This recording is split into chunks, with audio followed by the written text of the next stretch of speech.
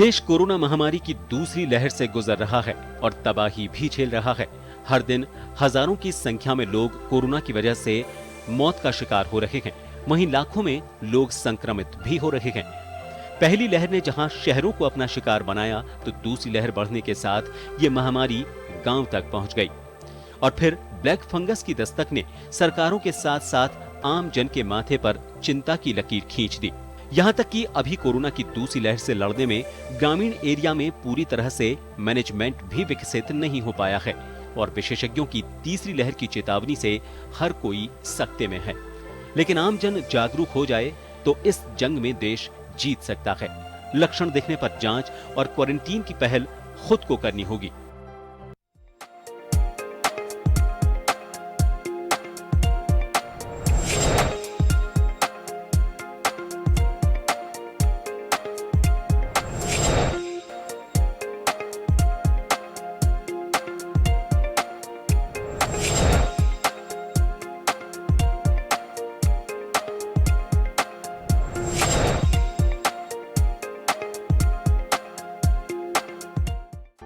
दूसरी लहर का दूसरे देशों में अध्ययन किया जाए तो वहां पर वैक्सीनेशन और सख्त लॉकडाउन, ट्रीटमेंट, मॉनिटरिंग से ये जंग जीती गई। ब्रिटेन और अमेरिका को देखा जाए तो दूसरी लहर के साथ ही वैक्सीन की पहली डोज देने पर फोकस किया गया। टेस्टिंग बढ़ाने के साथ साथ सख्त लॉकडाउन लगाया गया और ट्रीटमेंट पर मॉनिटरिंग की गई। लेकिन भारत में ये सब नहीं हुआ, जिसका नतीजा ये रहा कि दूसरी लहर ने देश में तबाही मचा दी। वहीं गांव तक कोरोना ने पैर पसारे तो सिस्टम भी क्रैश हो गया। इसको लेकर अभी तक मैनेजमेंट नहीं हो पाया है। विशेषज्ञों की माने तो वैक्सीनेशन ही संक्रमण से जीतने का हथियार है, लेकिन देश में अभी वैक्सीनेशन की रफ्तार काफी धीमी है, जिससे चुनौती ज्यादा बढ़ सकती है।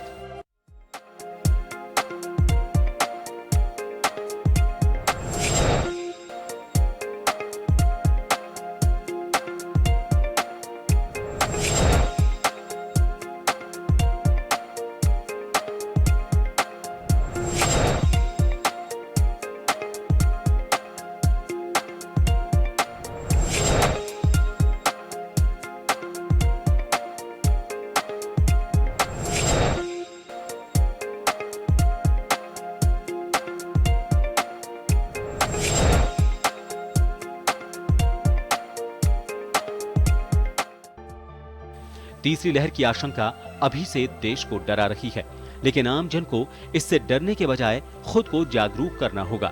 साथ ही सरकारों को भी माइक्रो मैनेजमेंट पर फोकस करके तैयारी शुरू करनी होगी, ताकि पहली लहर की तरह तीसरी लहर देश में ज्यादा घातक नहीं हो। ब्यूरो रिपोर्ट, जन टीवी, जयपुर।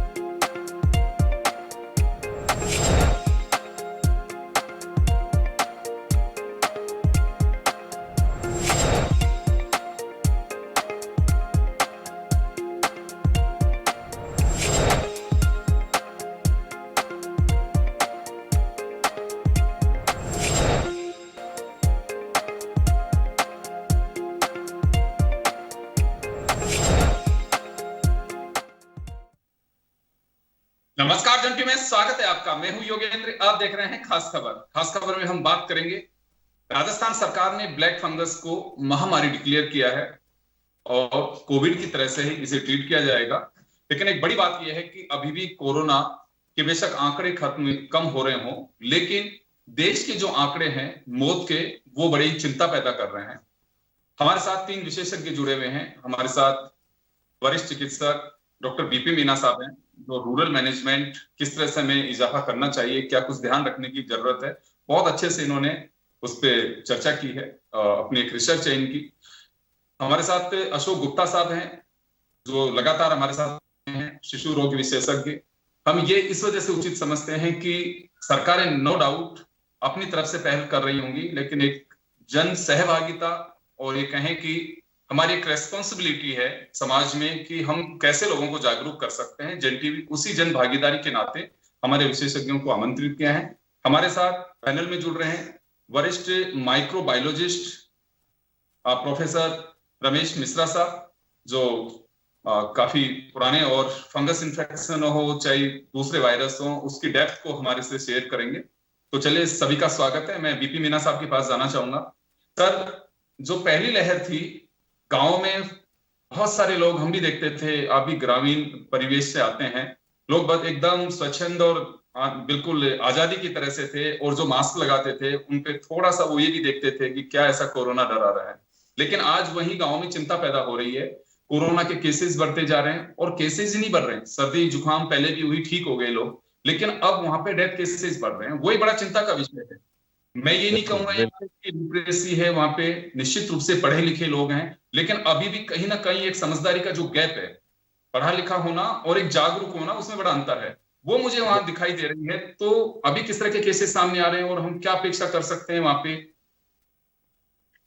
देखो, सबसे पहले तो मैं जन टीवी का बहुत धन्यवाद देना चाहूंगा और आपका बड़ा अभिनंदन करना चाहूंगा कि आप इतने सेंसिटिव मुद्दे को जनता के बीच में लाते हैं और कहीं न कहीं इसके जो एक अच्छे सुझाव है वो सरकार तक भी पहुंचते हैं। सरकार के पास पहुंचने से उसे आम जन को इससे बड़ा फायदा मिलता है। तो इसी क्रम में जो आपने सवाल पूछे हैं, उस सवालों के उत्तर में मैं आपको जो धरातल की जो हकीकत है, अगर वो मैं आपको बताऊं तो योगेंद्र सर, इसके अंदर सबसे बड़ी चीज क्या है कि एक माइक्रो मैनेजमेंट जो सिस्टम होता है, माइक्रो मैनेजमेंट सिस्टम के अंदर आखिरी छोर का जो कर्मचारी है वो सबसे महत्वपूर्ण होता है। मैंने शुरू में भी आपके चैनल के माध्यम से ये निवेदन किया था कि आपका पीएससी प्राथमिक हेल्थ सेंटर है, कम्युनिटी हेल्थ सेंटर है जो सीएससी है, इन सबको स्ट्रेंथन करना बहुत जरूरी है। मुख्यमंत्री महोदय ने भी कल के उनके जो संदेश था वीसी का, उसमें बहुत जबरदस्त तरीके से इस चीज का संदेश दिया है कि इन ये जो प्राथमिक स्वास्थ्य केंद्र है और कम्युनिटी हेल्थ सेंटर है, इनको अपने को स्ट्रेंथन करना पड़ेगा।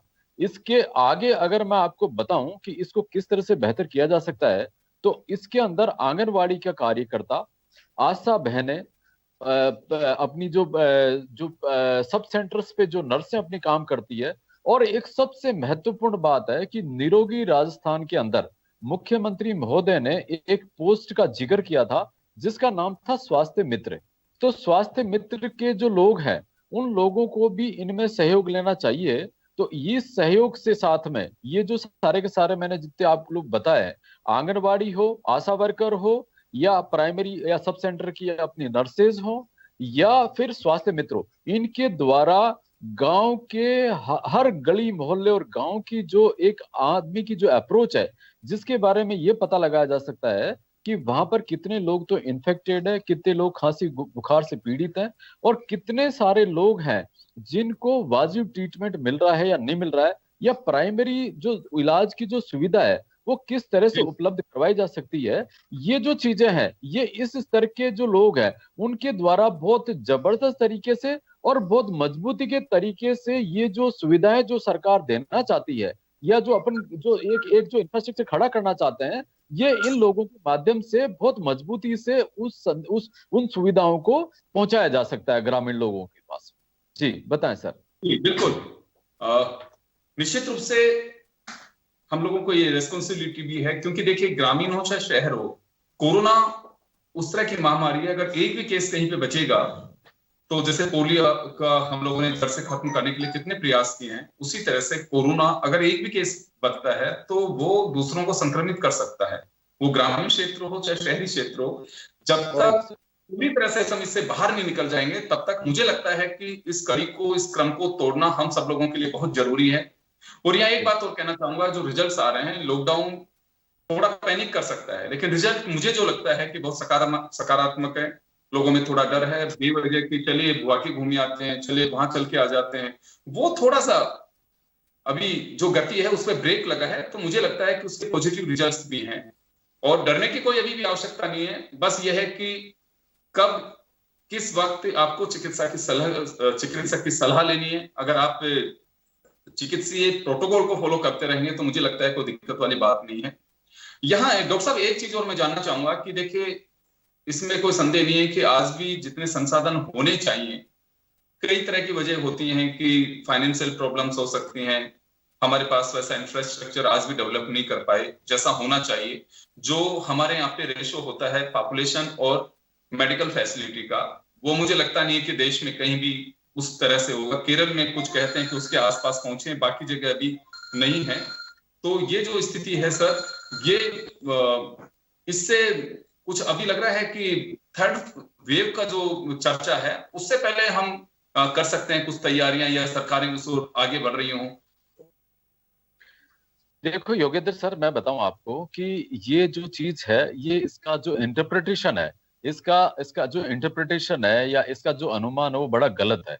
वो गलत क्यों है मैं बताऊं आपको कि सरकार कर्मचारियों को तनख्वाह देती है, पगार देती है, और इतना बड़ा लवाजमा है सरकार के पास में कर्मचारियों का कि अगर उन कर्मचारियों से अगर काम लिया जाए, मैं ये नहीं कहता कि कर्मचारी कोई काम नहीं करते हैं, पर सारे के सारे लोग इस कमिटमेंट के साथ में काम करें कि अगर हम लोक सेवक हैं तो हमें लोक सेवा करनी चाहिए और हर आदमी को हमारे विभाग से संबंधित जो सुविधा है वो देनी चाहिए। तो मैं समझता हूं कि कोई कोई कमी नहीं है कर्मचारियों की, स्वास्थ्य सुविधाओं की, स्वास्थ्य का जो इंफ्रास्ट्रक्चर है उसमें कोई कमी नहीं है। सब सेंटर है, प्राइमरी हेल्थ सेंटर है, आशा वर्कर है, आंगनबाड़ी का है, और बड़ा बड़ा ऐसा नेटवर्क है, क्योंकि ये आजादी के समय। जी, मैं बिल्कुल आप तक वापस लौट रहा हूं। टेक्निकल इश्यू हो सकता है, बीपी मीना साहब हमारे साथ बने हुए हैं लेकिन उनकी आवाज आप तक नहीं पहुंच पा रही है। मैं वापस, जी कंटिन्यू करिए सर, कंटिन्यू करिए। आवाज आ रही है? हाँ आ रही है सर, कंटिन्यू करिए। मैं कह रहा हूं कि कर्मचारियों की बहुत बड़ी फौज है सरकार के पास में, और सरकार से ये लोग तनख्वाह ले रहे हैं, पगार ले रहे हैं, तो इनकी जिम्मेदारी बनती है कि आम आदमी की सेवा करें। एक बात बताओ मेरे को कि अगर मान लो कोई भी सुविधा, चाहे वो टेस्ट की फैसिलिटी हो, चाहे ट्रीटमेंट की फैसिलिटी हो, चाहे स्क्रीनिंग का मामला हो, क्यों नहीं कर सकते? लोग बात कर सकते हैं, पर सबसे बड़ा कारण क्या है? इसके अंदर एक निवेदन करना चाहूंगा योगेंद्र सर, आप में बहुत गंभीर बात है कि इन लोगों को, आवाज आ रही है नहीं आ रही? आ रही है सर, आ रही है। हाँ, मैं कह रहा था ये जो चीज है बहुत गंभीर है, तो सरकार को ये जो ढांचा है ये बहुत मजबूत तरीके से इसको इंप्लीमेंट करना पड़ेगा। हेलो, आ रही है सर, आ रही है, आपकी आवाज आ रही है। हाँ, मैं कह रहा था ये जो चीजें हैं ये बहुत सख्ती से, इसमें सख्ती दिखानी पड़ेगी सरकार को, इसमें लिबरलिज्म नहीं चलेगा। मैं बताऊं आपको, एक एग्जांपल बताता हूं कि 1998 में वर्तमान जो मुख्यमंत्री महोदय है उनकी सरकार हुई, एक हड़ताल हुई, इन्होंने 1.5 महीने की सैलरी लोगों की रोक दी। लोगों ने कभी जिंदगी में भूल के दोबारा हड़ताल करने की सोची नहीं। तो मुख्यमंत्री महोदय का जो प्रशासनिक जो अनुभव है और उनकी जो पूरे देश के अंदर जो छवि है वो बहुत उच्च स्तर की है। अगर इस कमिटमेंट को पैदा किया जाए तो कुछ प्यार से, कुछ दबाव से, और ये सब चीजें अगर अपन करेंगे तो मैं समझता हूं कि हेल्थ के इंफ्रास्ट्रक्चर में कोई कमी नहीं है और हर आदमी को सुविधाएं दी जा सकती है, इसमें कोई दो राय नहीं है। पर जरूरी है कि प्रशासनिक नियंत्रण है उसको मजबूत करने की आवश्यकता है। जी बिल्कुल, इसमें कोई संदेह नहीं है और ये अवेयरनेस से ही सब कुछ संभव हो पाएगा। दूसरी बात है, जैसे आपने बताया कि प्रशासनिक इच्छा शक्ति भी दृढ़ निश्चय की तरह होनी चाहिए, तो काम करने को करना ही है। तो गुप्ता साहब हमारे साथ जुड़ चुके हैं। गुप्ता साहब, लगातार आप जन टीवी के साथ में बने हुए हैं और दर्शक काफी आपको फॉलो भी कर रहे हैं। यहाँ थर्ड वेव को लेकर के हम चर्चा भी करेंगे। ब्लैक फंगस को महामारी डिक्लेयर भी कर दिया है।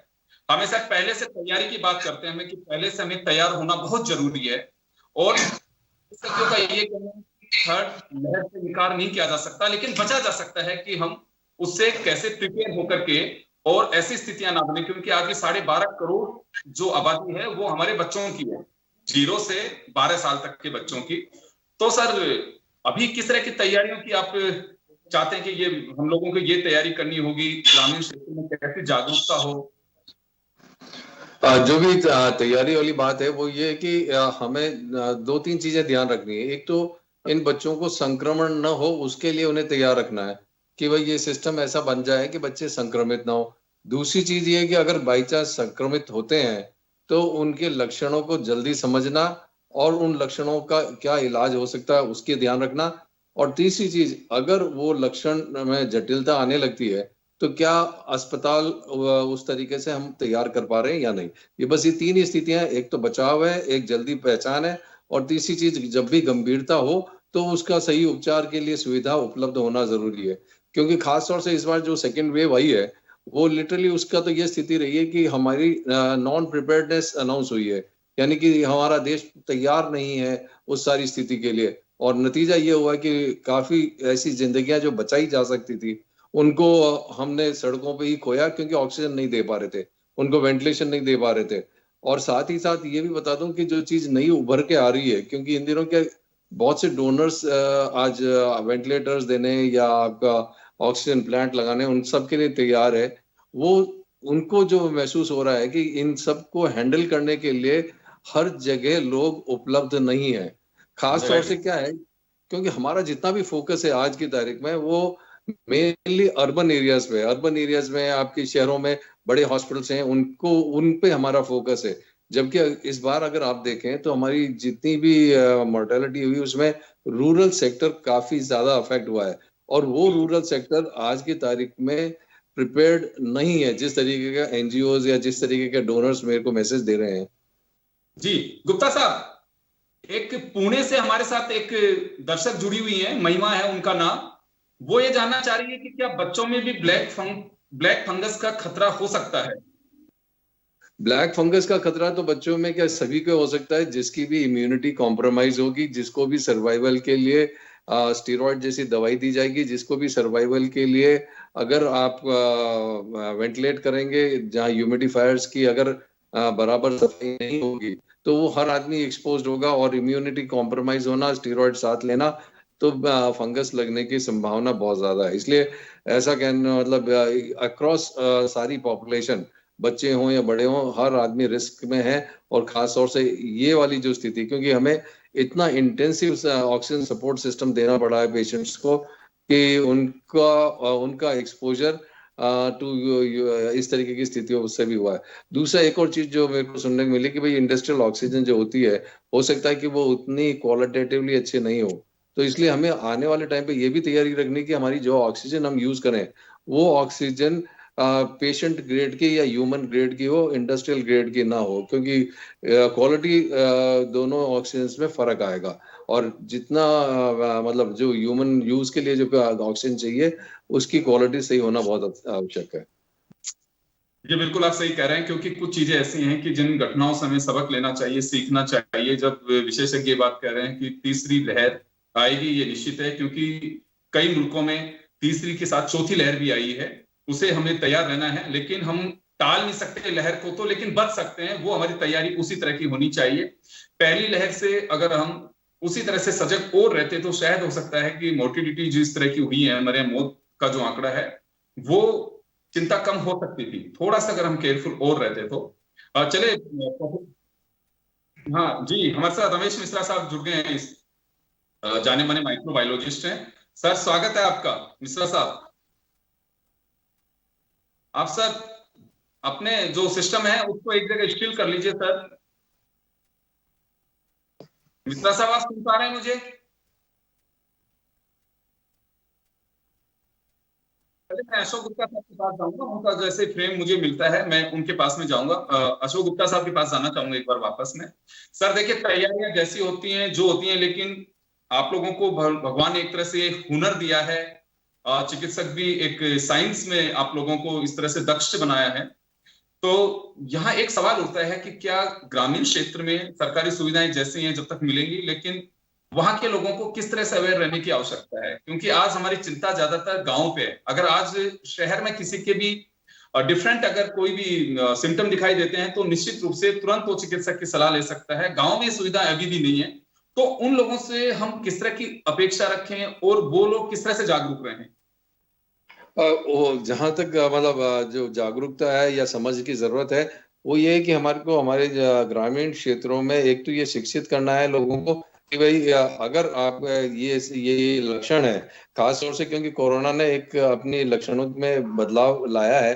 पहले खांसी जुकाम बुखार निमोनिया ज्यादा आता था, अब पेट के लक्षण भी आने लगे हैं, लिवर के भी आने लगे हैं और दौरे और बेहोशी भी आने लगे हैं। तो हमें उन लोगों को एजुकेट करना है कि पहली चीज कि बचाव तो बहुत स्टैंडर्ड है, जो सबको पता है कि डिस्टेंस रखना है, ज्यादा भीड़ इकट्ठी नहीं करनी है और ये सामाजिक इश्यू है, पर समझ अगर साथ लेंगे और खास तौर से उदाहरण तो क्योंकि सेकेंड वेव में खूब बनी है कि जहां जहां बड़े बड़े गैदरिंग्स हुई वहां से बहुत ज्यादा संक्रमण फैला है।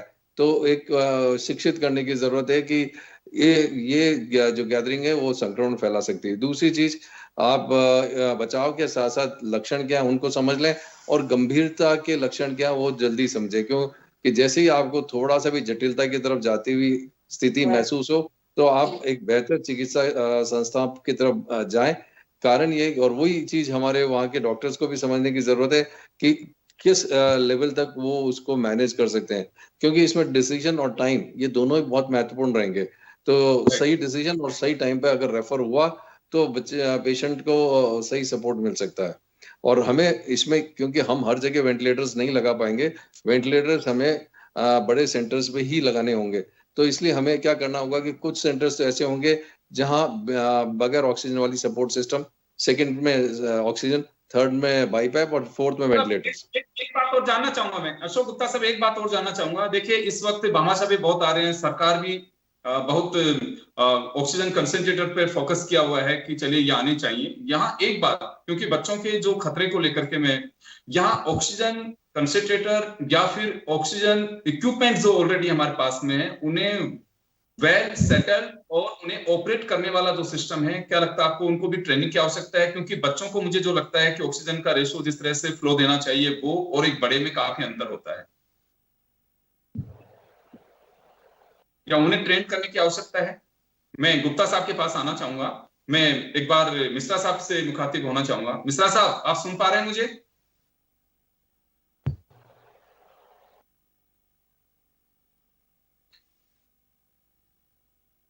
गुप्ता साहब। हाँ जी। फ्रेम आउट हो रहा है। मैं गुप्ता साहब, जो मेरा सवाल था कि बच्चों को ऑक्सीजन सिस्टम अगर इन केस कभी जरूरत भी पड़ती है तो एक मैच्योर व्यक्ति को या एडल्ट को जितना दिया जाता है, बच्चों में जो है वो थोड़ा सा कम फ्लो होता है, तो ये ऑपरेशन सिस्टम जो है उसको भी ट्रेन करने की आवश्यकता है। उसको बहुत ज्यादा जरूरी है ट्रेन करना, और यही एक आपके पास जो 2-3 महीने का जो टाइम फ्रेम है, मेरे को लगता है कि गवर्नमेंट को इमीडिएटली सबसे इंपॉर्टेंट ये है कि अब इस वेव को तो भूले और उस सेकेंड वेव की तरफ, थर्ड वेव की तरफ आगे बढ़े। और उसमें ये है कि हमको ट्रेनिंग, जो शॉर्ट टर्म ट्रेनिंग्स होती हैं वो शॉर्ट टर्म ट्रेनिंग्स तुरंत शुरू करनी चाहिए कि कैसे इंटेंसिव केयर मैनेजमेंट हो सकता है बच्चों का, और क्या इनको किस तरीके की मशीन हैंडलिंग, क्योंकि बहुत साधारण चीज है जिसको आप एक दिन की ट्रेनिंग में आप मेडिकल सिस्टम को सिखा सकते हैं। तो ये बहुत इंपॉर्टेंट रहेगा कि शॉर्ट टर्म ट्रेनिंग्स इमीडिएटली शुरू हो। बिल्कुल सर, ये बहुत कारगर आपका सुझाव हो सकता है और निश्चित रूप से सरकार को इस ओर ध्यान देना चाहिए। ध्यान दे रही है, बहुत अच्छी बात है। और मुझे जो लगता है कि देखिए, चाहे राजस्थान का एक छोटा गांव हो, चाहे बिहार का एक छोटा गांव हो, या फिर महाराष्ट्र और गुजरात मध्य प्रदेश का हो, गांव सब जगह एक जैसे हैं। इंफ्रास्ट्रक्चर जिस तरह का मेडिकल का है वो लबोलुआब सबका एक जैसा ही है। हमें आवश्यकता है कि राष्ट्रीय ट्रेनिंग प्रोग्राम्स हम ऑर्गेनाइज कर सकें ताकि तीसरी लहर, जिसको लेकर के और खतरनाक बताया जा रहा है, जिससे बचा जा सके, हम हमारे जो सिस्टम है उसको ऑपरेशनल मोड पे लेकर के आ सकें, उन लोगों को इस तरह से हम दक्ष कर सकें ताकि अगर इस तरह की कोई परेशानी आती है तो तुरंत उन लोगों की मदद ले सके। चले रमेश मिश्रा साहब, आप सुन पा रहे हैं मुझे सर?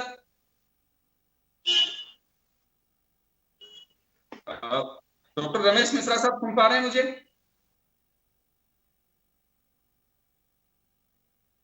जी, मिश्रा साहब से हमारा संपर्क नहीं हो पा रहा है। मैं एक बार फिर से गुप्ता साहब के पास ही जाना चाहूंगा।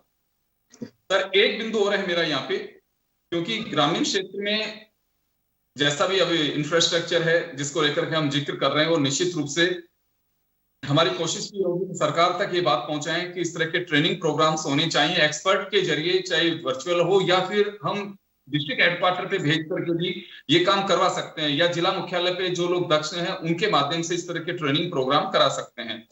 यहाँ सर एक चीज और मैं जानना चाहूंगा कि वैक्सीनेशन कब होगी, दवा कब आएगी? हालांकि तैयारियां सारी चल रही हैं, लेकिन ब्लैक फंगस को लेकर के भी यहाँ एक बार बच्चों को लेकर के, जैसे पुणे से महिमा जी की एक जानकारी चाहिए थी, इसी तरह के बहुत सारे लोग होंगे, उन्हें किस तरह से सावधान करना होगा सर?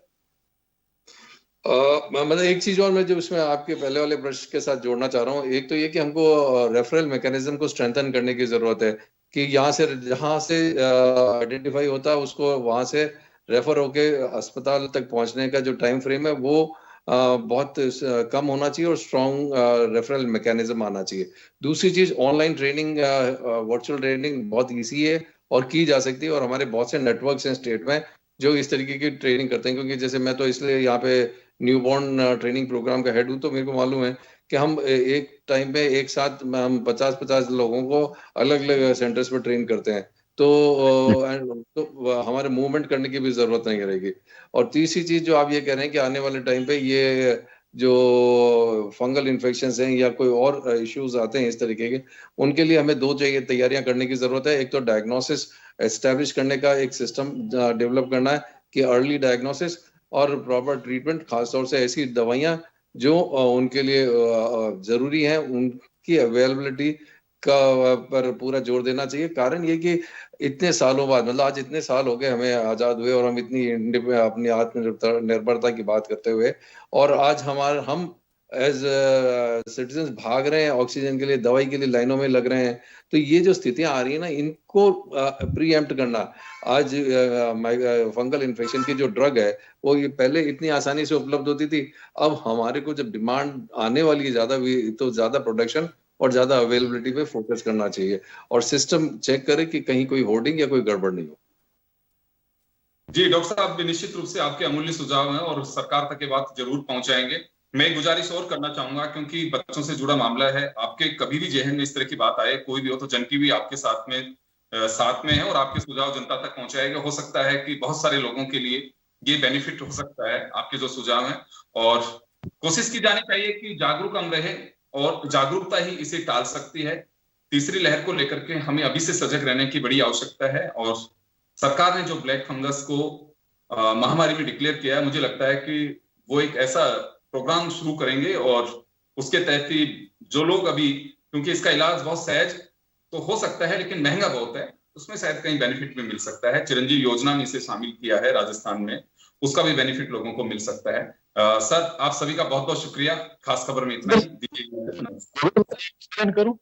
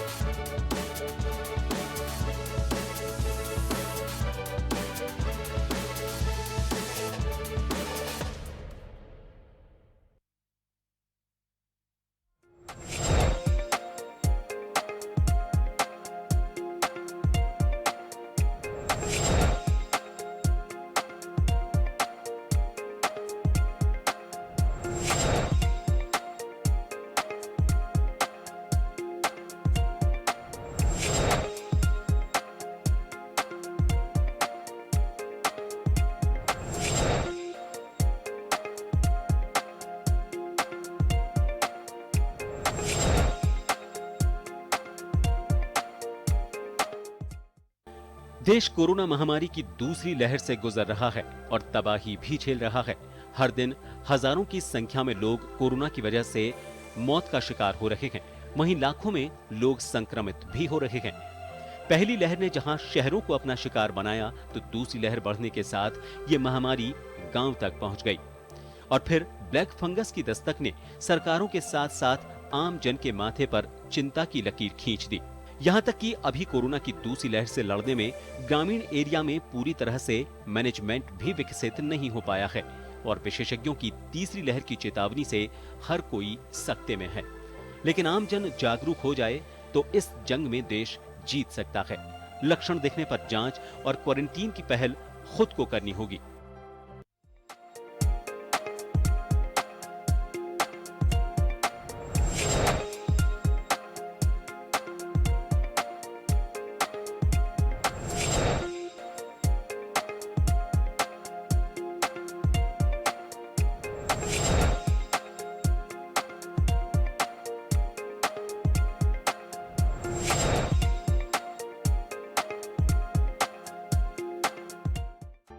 दूसरी लहर का दूसरे देशों में अध्ययन किया जाए तो वहां पर वैक्सीनेशन और सख्त लॉकडाउन, ट्रीटमेंट, मॉनिटरिंग से ये जंग जीती गई।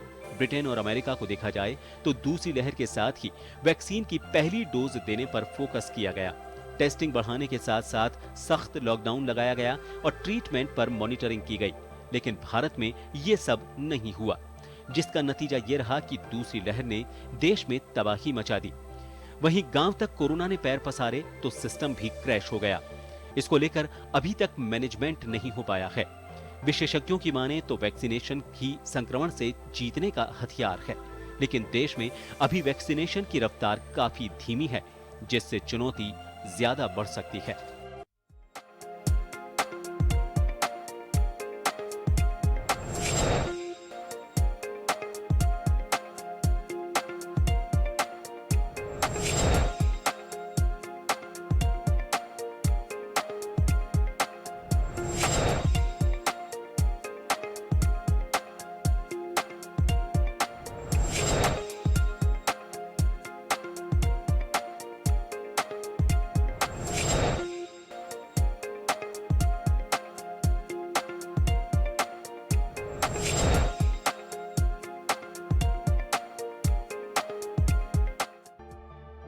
तीसरी लहर की आशंका अभी से देश को डरा रही है, लेकिन आम जन को इससे डरने के बजाय खुद को जागरूक करना होगा।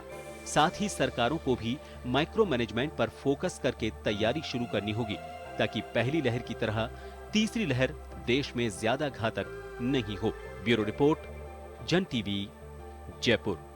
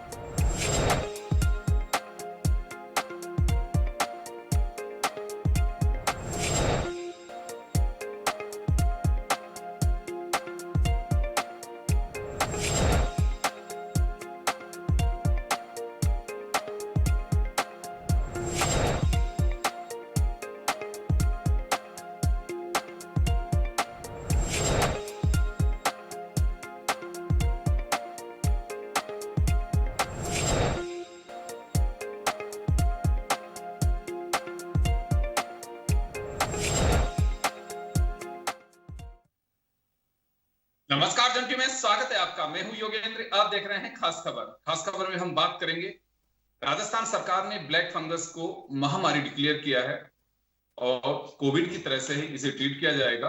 लेकिन एक बड़ी बात यह है कि अभी भी कोरोना के बेशक आंकड़े कम हो रहे हों, लेकिन देश के जो आंकड़े हैं मौत के, वो बड़ी चिंता पैदा कर रहे हैं। हमारे साथ 3 विशेषज्ञ जुड़े हुए हैं। हमारे साथ वरिष्ठ चिकित्सक डॉक्टर बीपी मीना साहब हैं, जो रूरल मैनेजमेंट किस तरह से हमें इजाफा करना चाहिए, क्या कुछ ध्यान रखने की जरूरत है, बहुत अच्छे से इन्होंने उस पर चर्चा की है, अपनी एक रिसर्च है इनकी। हमारे साथ अशोक गुप्ता साहब हैं, जो लगातार हमारे साथ हैं, शिशु रोग विशेषज्ञ। हम ये इस वजह से उचित समझते हैं कि सरकारें नो डाउट अपनी तरफ से पहल कर रही होंगी, लेकिन एक जन सहभागिता और ये कहें कि हमारी एक रेस्पॉन्सिबिलिटी है समाज में कि हम कैसे लोगों को जागरूक कर सकते हैं। जन टीवी उसी जन भागीदारी के नाते हमारे विशेषज्ञों को आमंत्रित किया है। हमारे साथ पैनल में जुड़ रहे हैं वरिष्ठ माइक्रोबायोलॉजिस्ट प्रोफेसर रमेश मिश्रा साहब, जो काफी पुराने और फंगस इन्फेक्शन हो चाहे दूसरे वायरस हो, उसकी डेप्थ को हमारे से शेयर करेंगे। तो चलिए, सभी का स्वागत है। मैं बीपी मीना साहब के पास जाना चाहूंगा।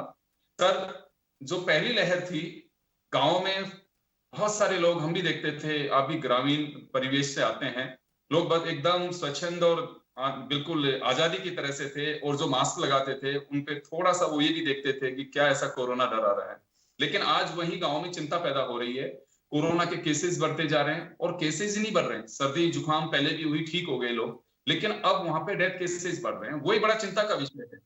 मैं ये नहीं कहूंगा यहाँ की लिटरेसी है, वहां पे निश्चित रूप से पढ़े लिखे लोग हैं, लेकिन अभी भी कहीं ना कहीं एक समझदारी का जो गैप है, पढ़ा लिखा होना और एक जागरूक होना, उसमें बड़ा अंतर है, वो मुझे वहां दिखाई दे रही है। तो अभी किस तरह के केसेस सामने आ रहे हैं और हम क्या अपेक्षा कर सकते हैं वहां पे?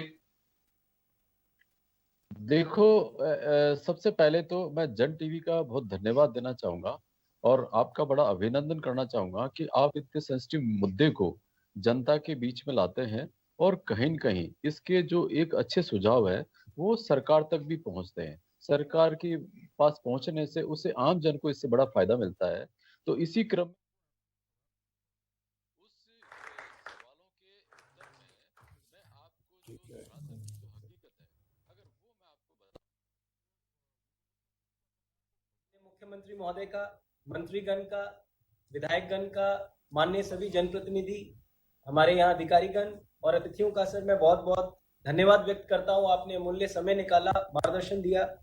मैं सर निवेदन करना चाहूंगा कि 7 लाख से ज्यादा सर घर जो हैं वो सर्वे किए जा चुके हैं सर। पहला सर्वे पूरा हुआ है सर, और 50,000 से ज्यादा लोगों को सर हमने पहले आइडेंटिफाई करके सर मेडिकल किट्स उपलब्ध कराई है सर।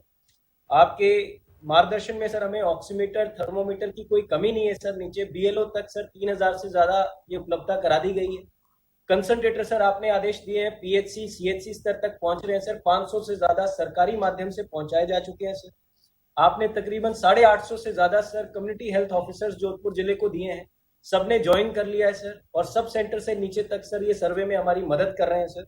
55 से ज्यादा मेडिकल कंसल्टेंट आज ही ऑर्डर निकला है सर, जो एएनएम और हमारे जो डॉक्टर्स हमें ग्रामीण क्षेत्र के संक्रमण को रोकने के लिए मिल रहे हैं सर। एम्बुलेंसेज सर हमने पूरी हायर कर रखी है सर। मोबाइल ओपीडी सर जो गांव क्षेत्र में हम चलाना शुरू कर रहे हैं। वैक्सीनेशन में सर हमारे पास काफी अच्छी उपलब्धता है सर। इन सभी चीजों को देखते हुए सर आज केवल 524 केस आए हैं सर, जो पॉजिटिविटी रेट बहुत तेजी से सर नीचे गिर रहा है सर। आपके मार्गदर्शन में काम कर रहे हैं सर। कोई स्थिति ऐसी नहीं है सर जहां पे एक बार भी ऐसी स्थिति जोधपुर में नहीं आई सर कि हमने नो बेड सिचुएशन होने दी। कभी हॉस्पिटल के ऊपर सर ताला नहीं लगा, कभी ऑक्सीजन की कोई कमी नहीं आने दी है सर। और लगातार जो हमारी व्यवस्थाएं सर ये बढ़ रही हैं, जैसा आपका मार्गदर्शन है सर। 3rd वेव की तैयारी हमने शुरू कर दी है, और सबसे ज्यादा ध्यान सर ग्रामीण क्षेत्र के चिकित्सा सुविधाओं को सरल करने में सर बनाएंगे। पूरा जिला जोधपुर सर आपके नेतृत्व में लगातार कोविड की लड़ाई को आगे जारी रखेगा, और किसी भी जोधपुर वासी को सर समस्या नहीं आने देंगे सर। बहुत बहुत धन्यवाद सर। ड्रोन की तरफ से भी आपका आभार सर। पिछले कोविड काल में भी आपने इंडस्ट्री को बंद नहीं होने दिया, पूरा सहयोग किया। इस बार भी आपका इंडस्ट्री के लिए पूर्ण सहयोग रहा है। तमाम उद्योग जगत की तरफ से आपका बहुत बहुत आभार, साधुवाद। लोगों की तरफ से धन्यवाद, इंडस्ट्री की तरफ से बहुत बहुत धन्यवाद सर। हमारे इंडस्ट्री के भौनी चोपड़ा साहब भी बैठे हैं, आप भी धन्यवाद देंगे आपको। कोरोना अरे धन्यवाद। कोविड खत्म हो जाएगा तब फिर आएंगे आपके वहाँ पर। यानी आप साधुवाद के आपकी प्रेरणा से काम हो रहा है। इस बार मैं तमाम दानदाताओं को, भामाशाहों को, उद्यमियों को मैं खुद बुलाऊंगा जोधपुर में सम्मान करने के लिए। पहले कोविड खत्म होने दो इसको। बहुत बढ़िया।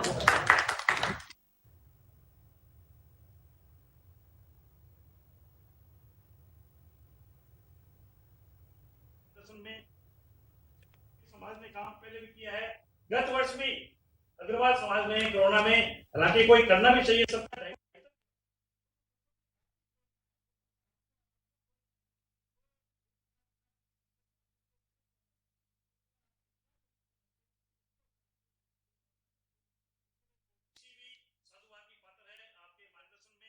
निश्चित रूप से जो भी समाज ने काम पहले भी किया है। गत वर्ष भी अग्रवाल समाज में कोरोना में, हालांकि कोई करना भी चाहिए सबका दायित्व भी है, पर जो सबसे बड़ी आपकी प्रेरणा है, जब हमने आपको हम देखते हैं कि दिन में आप 18-20 घंटे काम करके मैनेज कर रहे हैं। पिछली बार आपने इतिहास रचा, उससे सभी को प्रेरणा मिलती है। उसी प्रेरणा में गत वर्ष भी अग्रवाल समाज ने काम किया, इस वर्ष भी काम किया है। हमारे बीच में हमें एक अध्यक्ष भवजी चोपड़ा साहब भी बैठे हैं, इनका भी मोटिवेशन रहता है, और जो प्लांट आया है इसमें आपका भी सहयोग रहा, तो भवजी भी साधुवाद के पात्र है। एक बार आपका आभार। और सर, आपकी कार्य प्रणाली के लिए दो शब्द जरूर कहना चाहूंगा कि आप जो सचेत है, जो आपकी कार्य प्रणाली है, उसके लिए दो शब्द कहना चाहूंगा कि है समय नदी की धारा, है समय नदी की धारा जिसमें सब बह जाया करते हैं। कुछ शख्सियत ऐसी होती है जो इतिहास रचाया करते हैं। जोरदार तालियों से आपको बहुत बहुत धन्यवाद, आपका आभार। इस मौके पे किस होंगे उनके सुबह शाम भोजन की वो व्यवस्था करेंगे, इसके लिए जेसीसी भी उनका एक्सपोजर टू इस तरीके की स्थितियों से भी हुआ है। दूसरा एक और चीज जो मेरे को सुनने को मिली कि भाई इंडस्ट्रियल ऑक्सीजन जो होती है, हो सकता है कि वो उतनी क्वालिटेटिवली अच्छी नहीं हो, तो इसलिए हमें आने वाले टाइम पे ये भी तैयारी रखनी कि हमारी जो ऑक्सीजन हम यूज करें वो ऑक्सीजन पेशेंट ग्रेड की या ह्यूमन ग्रेड की हो, इंडस्ट्रियल ग्रेड की ना हो, क्योंकि क्वालिटी दोनों ऑक्सीजन में फर्क आएगा। और जितना मतलब जो ह्यूमन यूज के लिए जो ऑक्सीजन चाहिए उसकी क्वालिटी सही होना बहुत आवश्यक है। ये बिल्कुल आप सही कह रहे हैं, क्योंकि कुछ चीजें ऐसी हैं कि जिन घटनाओं से हमें सबक लेना चाहिए, सीखना चाहिए। जब विशेषज्ञ बात कर रहे हैं कि तीसरी लहर आएगी, ये निश्चित है, क्योंकि कई मुल्कों में तीसरी के साथ चौथी लहर भी आई है। उसे हमें तैयार रहना है, लेकिन हम टाल नहीं सकते लहर को तो, लेकिन बच सकते हैं। वो हमारी तैयारी उसी तरह की होनी चाहिए। पहली लहर से अगर हम उसी तरह से सजग और रहते तो शायद हो सकता है कि मोर्टिलिटी जिस तरह की हुई है, हमारे मौत का जो आंकड़ा है, वो चिंता कम हो सकती थी। थोड़ा सा अगर हम केयरफुल और रहते तो। चले, हाँ जी, हमारे साथ रमेश मिश्रा साहब जुड़ गए हैं, इस जाने माने माइक्रोबायोलॉजिस्ट हैं। सर, स्वागत है आपका मिश्रा साहब। आप सर अपने जो सिस्टम है उसको एक जगह स्टिल कर लीजिए सर। मिश्रा साहब, आप सुन पा रहे हैं मुझे? मैं अशोक गुप्ता साहब के पास जाऊंगा, उनका जैसे फ्रेम मुझे मिलता है मैं उनके पास में जाऊंगा। अशोक गुप्ता साहब के पास जाना चाहूंगा एक बार वापस में। सर देखिए, तैयारियां जैसी होती हैं जो होती हैं, लेकिन आप लोगों को भगवान ने एक तरह से हुनर दिया है। चिकित्सक भी एक साइंस में आप लोगों को इस तरह से दक्ष बनाया है।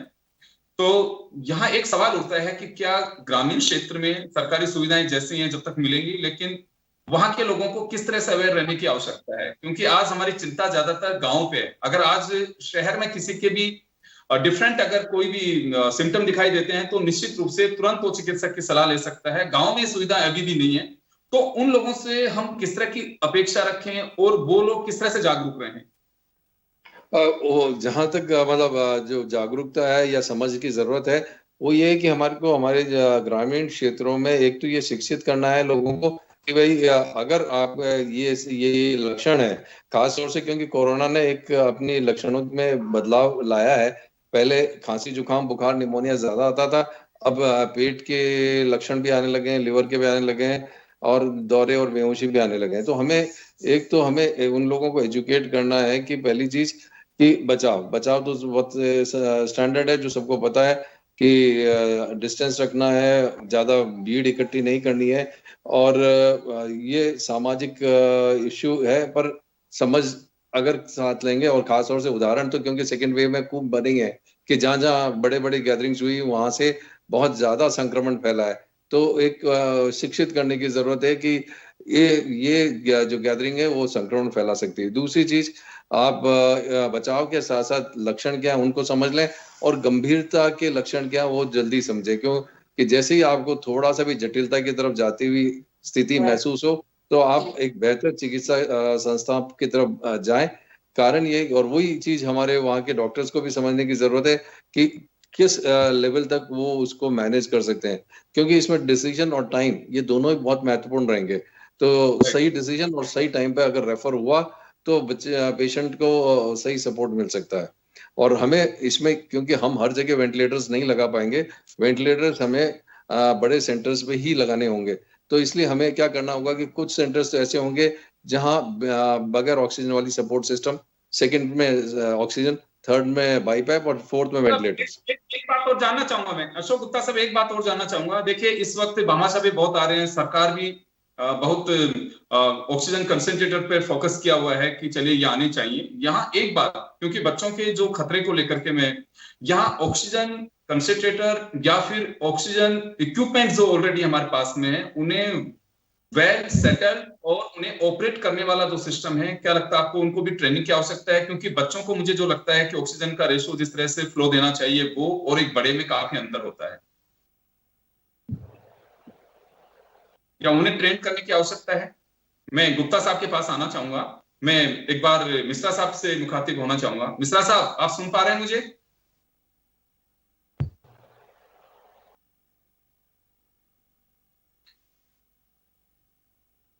गुप्ता साहब? हाँ जी। फ्रेम आउट हो रहा है। मैं गुप्ता साहब, जो मेरा सवाल था कि बच्चों को ऑक्सीजन सिस्टम अगर इन केस कभी जरूरत भी पड़ती है तो एक मैच्योर व्यक्ति को या एडल्ट को जितना दिया जाता है, बच्चों में जो है वो थोड़ा सा कम फ्लो होता है। तो ये ऑपरेशन सिस्टम जो है उसको भी ट्रेन करने की आवश्यकता है। उसको बहुत ज्यादा जरूरी है ट्रेन करना, और यही एक आपके पास जो 2-3 महीने का जो टाइम फ्रेम है, मेरे को लगता है कि गवर्नमेंट को इमीडिएटली सबसे इंपॉर्टेंट ये है कि अब इस वेव को तो भूले और उस सेकेंड वेव की तरफ, थर्ड वेव की तरफ आगे बढ़े।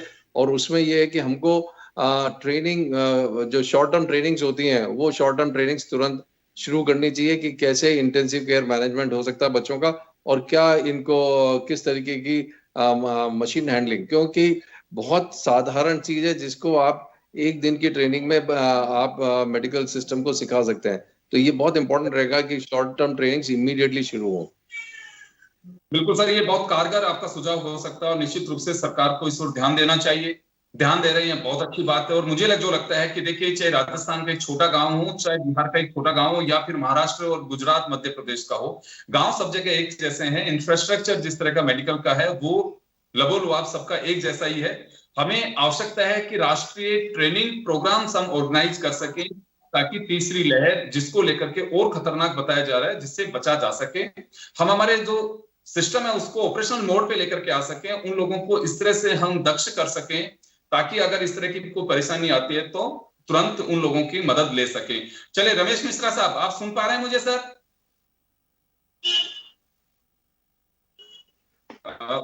डॉक्टर रमेश मिश्रा साहब सुन पा रहे हैं मुझे?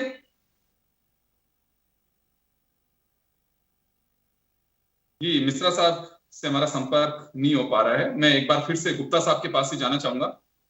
सर, एक बिंदु और है मेरा यहाँ पे, क्योंकि ग्रामीण क्षेत्र में जैसा भी अभी इंफ्रास्ट्रक्चर है जिसको लेकर के हम जिक्र कर रहे हैं, और निश्चित रूप से हमारी कोशिश भी होगी कि सरकार तक ये बात पहुंचाएं कि इस तरह के ट्रेनिंग प्रोग्राम्स होने चाहिए एक्सपर्ट के जरिए, चाहे वर्चुअल हो या फिर हम डिस्ट्रिक्ट हेडक्वार्टर पे भेज करके भी ये काम करवा सकते हैं, या जिला मुख्यालय पे जो लोग दक्ष हैं उनके माध्यम से इस तरह के ट्रेनिंग प्रोग्राम करा सकते हैं। यहाँ सर एक चीज और मैं जानना चाहूंगा कि वैक्सीनेशन कब होगी, दवा कब आएगी? हालांकि तैयारियां सारी चल रही हैं, लेकिन ब्लैक फंगस को लेकर के भी यहाँ एक बार बच्चों को लेकर के, जैसे पुणे से महिमा जी की एक जानकारी चाहिए थी, इसी तरह के बहुत सारे लोग होंगे, उन्हें किस तरह से सावधान करना होगा सर? मतलब एक चीज और मैं जो इसमें आपके पहले वाले प्रश्न के साथ जोड़ना चाह रहा हूँ, एक तो ये कि हमको रेफरल मैकेनिज्म को स्ट्रेंथन करने की जरूरत है कि यहाँ से जहां से आइडेंटिफाई होता है उसको वहां से रेफर होके अस्पताल तक पहुंचने का जो टाइम फ्रेम है वो बहुत कम होना चाहिए और स्ट्रॉन्ग रेफरल मैकेनिज्म आना चाहिए।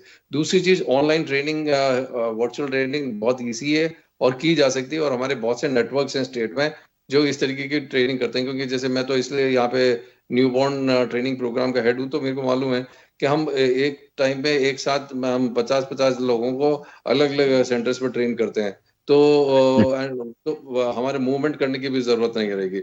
और तीसरी चीज जो आप ये कह रहे हैं कि आने वाले टाइम पे ये जो फंगल इन्फेक्शंस हैं या कोई और इश्यूज आते हैं इस तरीके के, उनके लिए हमें दो चाहिए तैयारियां करने की जरूरत है। एक तो डायग्नोसिस एस्टेब्लिश करने का एक सिस्टम डेवलप करना है कि अर्ली डायग्नोसिस और प्रॉपर ट्रीटमेंट, खासतौर से ऐसी दवाइयां जो उनके लिए जरूरी हैं, उनकी अवेलेबिलिटी का पर पूरा जोर देना चाहिए। कारण ये कि इतने सालों बाद, मतलब आज इतने साल हो गए हमें आजाद हुए और हम इतनी अपनी आत्मनिर्भरता की बात करते हुए, और आज हम एज सिटीजन भाग रहे हैं ऑक्सीजन के लिए, दवाई के लिए लाइनों में लग रहे हैं।